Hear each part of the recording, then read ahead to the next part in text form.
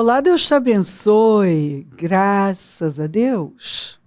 Sejam muito bem-vindos ao programa Mudança de Vida Hoje. Muito obrigada por estar aí e que Deus abençoe demais você, sua casa, sua família, sua sexta-feira. Que ela seja maravilhosa. O final de semana está chegando. Que seja incrível, com uma programação incrível, com a sua abençoada família, começando pela mesa. E que o favor do Senhor esteja sempre sobre você e os seus, em nome de Jesus. Ó, povo meu, escute o meu ensino. Incline os ouvidos para o que eu tenho a dizer. Em parábolas abrirei a minha boca, proferirei enigmas do passado. O que ouvimos e aprendemos. O que os nossos pais nos contaram. Não os esconderemos dos nossos filhos.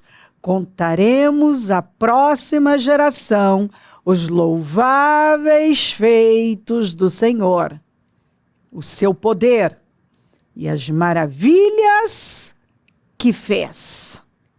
Ele decretou estatutos para Jacó e Israel, estabeleceu a lei e ordenou aos nossos antepassados que a ensinassem aos seus filhos, de modo que a geração seguinte a conhecesse. E também os filhos, ai meu Deus, é lindo demais, que ainda nasceriam. E eles, por sua vez, contassem aos seus próprios filhos.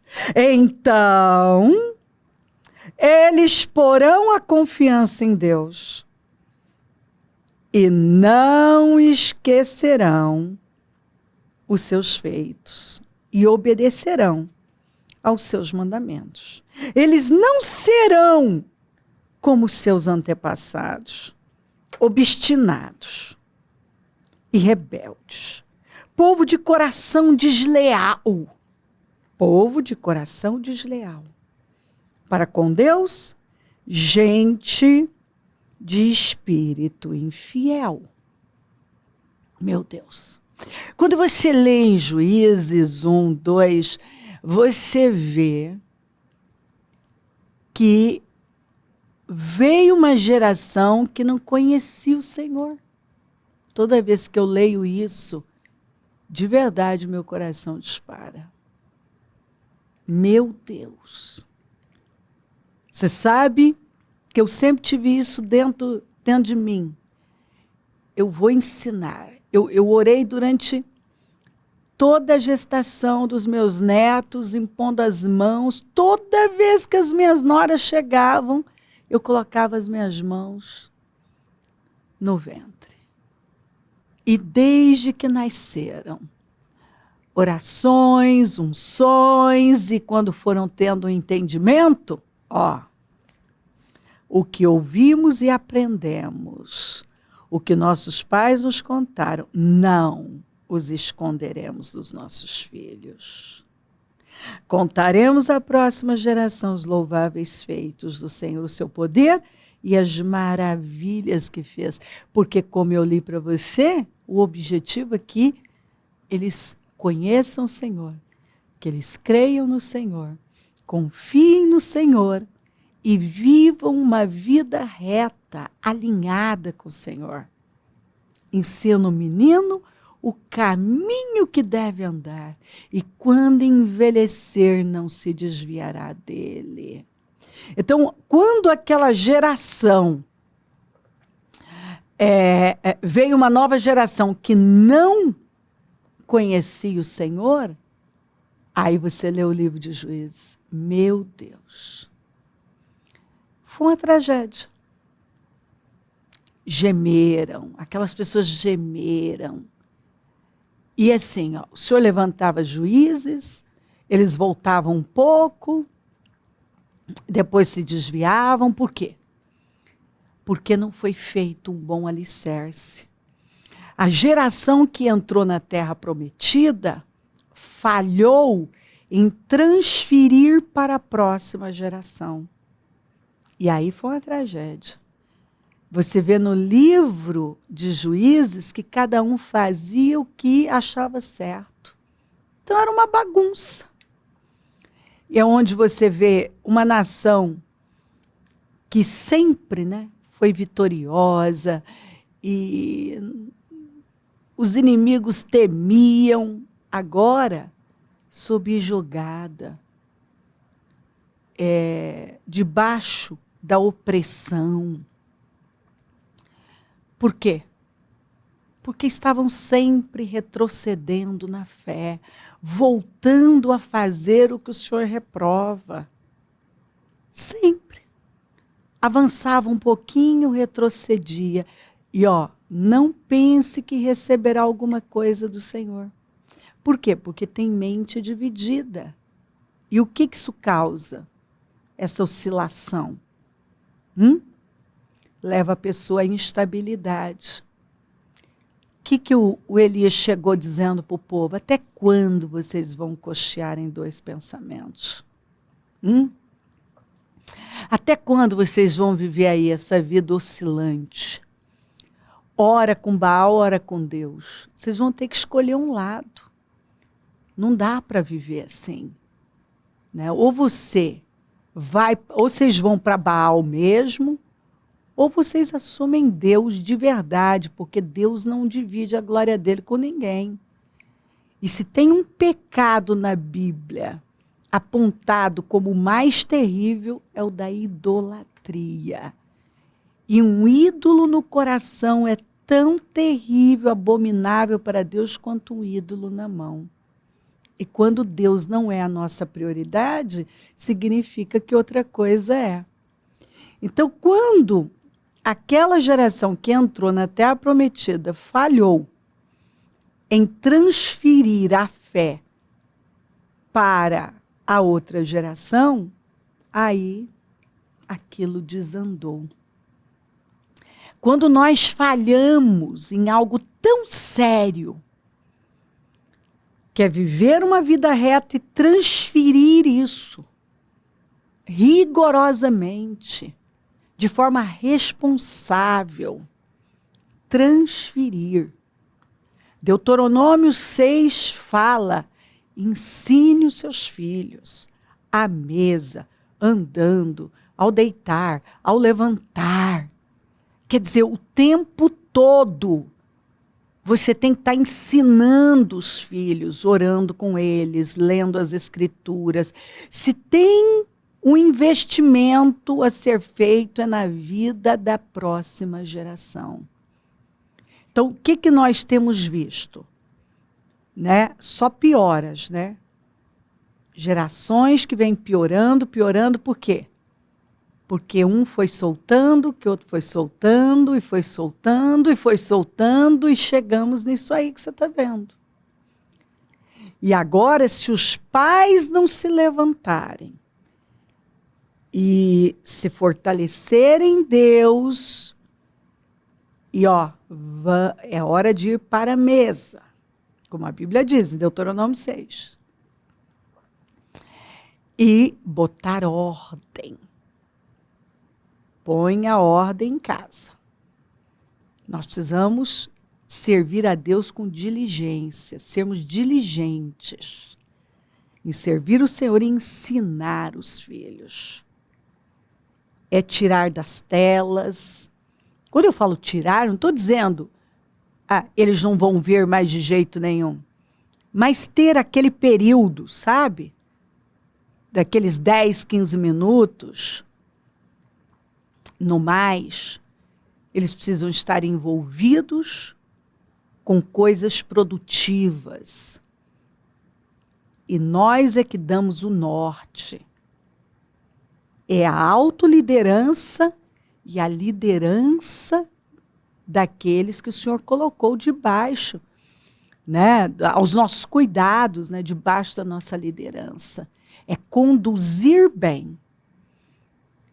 Eu preciso me disciplinar e nenhuma disciplina no início é motivo de alegria. Agora, mais tarde, produz os frutos de justiça, de paz e de alegria.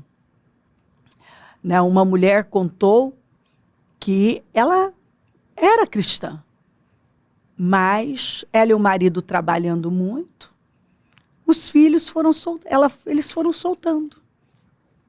Então, na verdade, na casa dela eles não oravam, não liam as escrituras, era sempre todo mundo nas telas, ou celular, computador, ou videogame, vai para o shopping.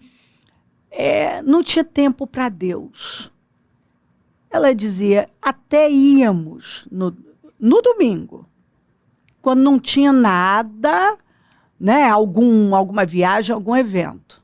Nós íamos. Mas falar que nós tínhamos uma vida alinhada com Deus, nós não tínhamos. Até que esses meninos cresceram. E ela disse, quando nós descobrimos de forma terrível, nossos 3 filhos estavam, o de 13, a menina de 11 e o de 8, na pornografia. Porque o mais velho mostrou para os outros, na escola, a menina de 11 ficando com meninos, o menino de 13 já tinha perdido a virgindade, o pequenininho já na masturbação. Ela disse que ela entrou em desespero. Ela ficou acamada. E ela disse, bispa, eu não sabia por onde começar. E aí ela disse que uma amiga indicou o programa, e ela começou a ouvir cultos antigos, e ela disse que Deus foi tão incrível que ele foi levando ela para essas mensagens de família, de estruturação, e mostrando para ela a negligência dela. E ela chamou o marido e falou, escuta, nós negligenciamos feio. Nós não ensinamos, nós não preparamos os nossos filhos para temer a Deus. Ela disse que ela só chorava. Resumindo, o processo agora de arrumar a casa deu trabalho. Porque o mais velho batia de frente, não queria. A menina não queria. Batendo de frente com eles. Por quê? Porque eles deixaram. Cada um tinha um celular, até o de 8 tinha celular, ela disse. Até o de 8. Ela deixava dormir na casa de amigos, e com isso ali eles foram. Foi onde o menino perdeu a virgindade. A menina, já assim, num nível, caminhando, a imoralidade tomou conta. Então, tinham portas abertas que eles precisavam fechar. A vida era toda bagunçada, desestruturada. Temor a Deus não tinha. Deus não era a prioridade. Então, tinha muita coisa para arrumar. E aí foi.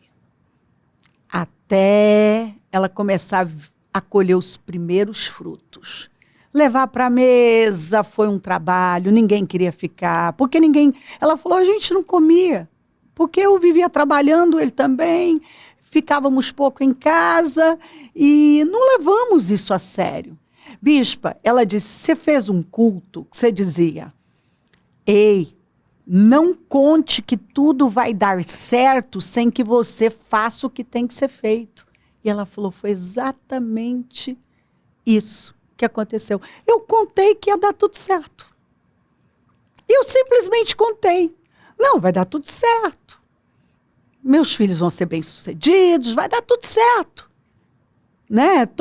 Coloquei numa boa escola, estou dando condições, eles têm uma vida boa, eu estou ensinando aqui e tal. Ela falou, mas eu não estava ensinando nada. Meus filhos não me viam orar, nem o pai.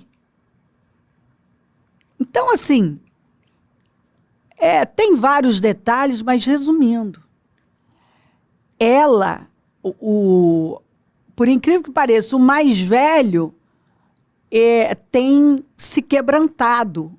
A menina, ela falou que está mais difícil.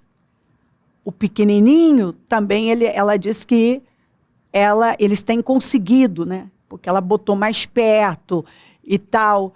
Quando eles entenderam sobre diminuir as telas, tirar o celular, aí ela falou, parecia que a casa ia abaixo. Então foi uma luta. E ela disse, ainda estamos nesse desafio, mas estamos vencendo com muita oração, voltaram de verdade para a igreja, estão envolvendo esses filhos nos trabalhos. Ela disse, nós não investíamos na vida espiritual dos nossos filhos. Era só aquela história. Investir na boa escola, na boa roupa, no tênis de marca, no celular, no bom computador. Para nós era isso. Né? Estamos investindo. E, por fim, meu filho mais velho com a minha filha com notas ruins, estudando em escola cara. Enfim, nós estávamos dando o que todo mundo acha que é o que tem que ser feito. E eu entendi que você ainda fez um culto dizendo que a maior herança que a gente deixa para os filhos é a fé. É a fé. É a maior herança. Se nós fracassamos em transferir a fé no Deus vivo, ensinar o caminho para os nossos filhos, nós já fracassamos em tudo, porque se eu não tenho sucesso sem sucessão, se eu não estou transferindo para a próxima geração os feitos do Senhor, a bondade do Senhor, se eu não estou ensinando meus filhos a temer a Deus, se eles não temerem a Deus, eles não vão temer mais nada, porque a única coisa que segura é Deus. E ela disse, bispa, eu fui entendendo isso através dos cultos, porque eu era uma cega. Uma cega. E outra coisa, nós éramos esses pais fracos, carentes, que não suportava a cara feia de um filho, não queria ficar mal, nós não queríamos ficar mal com os nossos filhos. E lá foi ouvir você falar, ei, você não persegue o amor de filho, você persegue o respeito, você põe ordem na casa. Hoje eles não vão gostar. Agora, mais tarde, eles vão agradecer você. Então, ela disse, tinha muita coisa para mudar. Ela testemunhou e falou, bispo, e ainda tem, mas a gente já está colhendo alguns frutos, porque nós deixamos. Nós tínhamos que ter conduzido desde pequenininhos. E a gente até levou, nós apresentamos eles na igreja. Como ela disse, eu achei que ia dar tudo certo, sem fazer um bom alicerce espiritual, né? E se o espiritual vai bem, todo o resto vai bem. Mas quando o espiritual vai mal, você pode ter certeza que tudo vai desandar. Tá aí, ó. Eles não tinham problemas financeiros. E não tinham problema de saúde, mas quase. Também o casamento dela, ela disse, eu não vou dizer que situaçõezinhas, mas meu casamento é um bom casamento, vida financeira boa, ninguém doente, tá vendo? Mas perdendo os filhos. perdendo os filhos para o mundo, para o pecado. Satanás laçou e estava levando as piores influências, indo, sendo levado. E isso, ela falou, naquele momento, quando eu vi a situação dos meus filhos, que eu descobri como tudo estava, porque eu descobri do mais velho, e aí fui puxando e descobri do restante, até o pequenininho. Ela viu o quanto os filhos estavam, para ela não estavam, mas estavam abandonados espiritualmente, deixados espiritualmente. Tinham tudo, mas não tinham o principal, né? O menino mentindo, a menina mentindo. Ela disse mentiras e mentiras. Então, assim, o caráter deformado. Deformado. E como que você vai ter alegria? Você pode ter, tem dinheiro, uma boa casa, parece que está tudo bem, né? Até você ver que aquilo que é tão precioso, porque os filhos são a herança do Senhor, estão perdidos. Estão, assim, caindo num abismo. Por quê? Porque eu me preocupei com muitas coisas, que é o que eu creio que aconteceu com aquela geração. A preocupação de conquistar a terra, a preocupação em ocupar a terra, e agora em viver aquela herança, aquele milagre. Deixaram os filhos. Soltaram os filhos. E aí veio uma geração que não conhecia o Senhor. Aí você lê o livro de Juízes, tragédias e sofrimento e perdas, e aquele povo gemia. Gemia. Uma vida espiritual totalmente bagunçada. Levantava um pouquinho, caía. O Senhor levantava juízes, eles se voltavam de repente, caíam de novo, aquele juiz morria, aquele povo voltava a fazer o que o Senhor reprova. Por quê? Uma geração falhou em ensinar os feitos do Senhor. Veja que Abraão foi levantado com esse propósito de ensinar aos filhos. Você lê lá em Gênesis 18. E você vai ver em toda a Bíblia esse princípio. Ensina os filhos, ensina os filhos. Você começa a ensinar antes mesmo de nascer.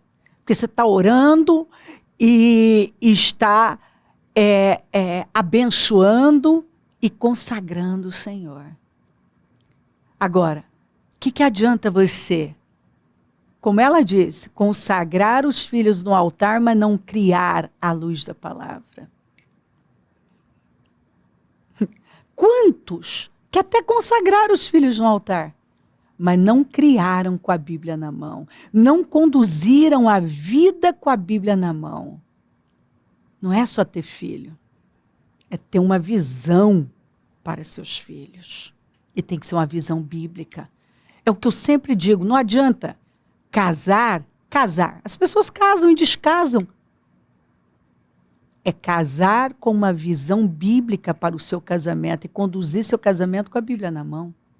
É gerar filhos para a glória de Deus e criá-los com a Bíblia na mão. Não é só abrir um negócio, é ter uma visão para aquele negócio e conduzir aquele negócio com a Bíblia na mão. Ou seja, você tem que ter uma visão para a sua vida e ela tem que ser bíblica. Porque se você não for guiado pela palavra de Deus, outra coisa vai te guiar. Se você não tiver uma mente bíblica, pode ter certeza que você vai ter uma mente mundana. Se você não temer a Deus, o temor a Deus é o essencial para a vida do homem. É o princípio da sabedoria. E é a única coisa que segura uma pessoa. É o temor a Deus que segura casamento, que segura filho, que não segura. É o temor a Deus. Então, se eu não temo a Deus, eu não temo a mais nada. Mas quando eu temo a Deus, aí eu não vou temer outra coisa. Porque pode levantar o que for. Eu sei que eu tenho um Deus grande.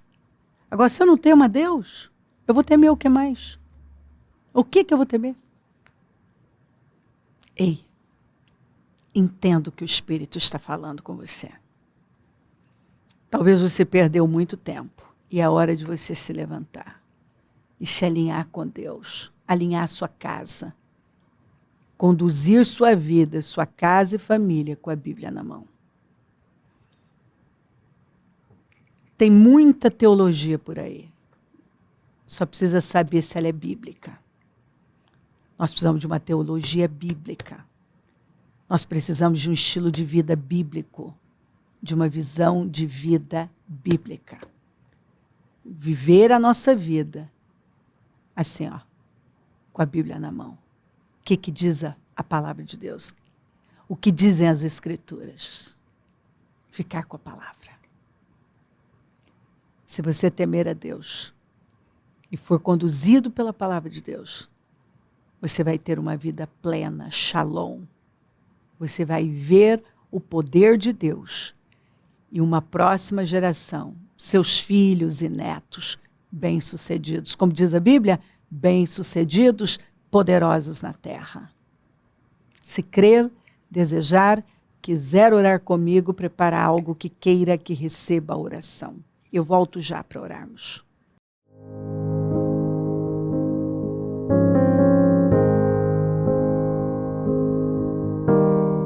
Senhor, meu Deus e meu Pai, eu oro para que esta palavra tenha colocado luz nas trevas. Que eu deixe pessoas aqui, Senhor, vendo e se levantando. Vendo o que não estavam vendo e se levantando. Com decisões firmes, alinhadas à sua palavra. Abençoa lares e famílias, todos que enviaram os seus pedidos para a oração. Eu consagro tudo.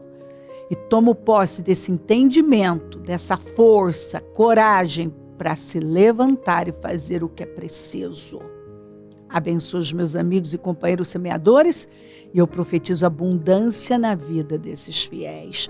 E onde esse programa estiver chegando, que o teu povo já tenha se levantado com essa decisão de se alinhar com o Senhor, de criar os filhos, conduzir a família com a sua palavra nas mãos.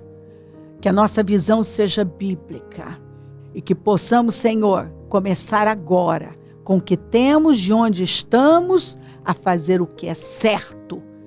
Peço a tua bênção, dou a minha bênção e agradeço demais por tudo. Amém?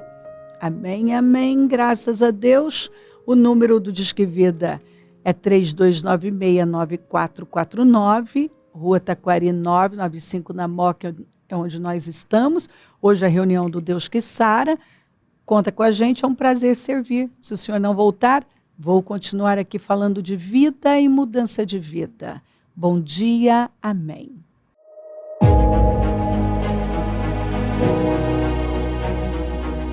Você vai levantar os muros da sua vida e você vai chegar no porto desejado. Você vai cumprir com o seu destino. Você vai viver plenamente o seu propósito. E você vai testemunhar que foi nos 52 dias.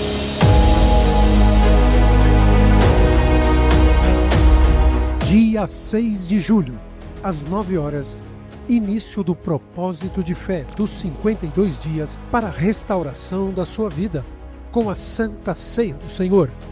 O muro ficou pronto em 52 dias. Quando todos os nossos inimigos souberam disso, todas as nações vizinhas ficaram atemorizadas e com o orgulho ferido, pois perceberam que essa obra havia sido executada com a ajuda de nosso Deus. O que precisa ser restaurado em sua vida? A família, as finanças, a saúde, a vida espiritual? O Ministério Mudança de Vida dará a grande largada de fé pelo clamor da restauração da sua vida. 52 dias de fé, perseverança, de busca e clamor ao Deus vivo pela restauração da vida de todo aquele que crê.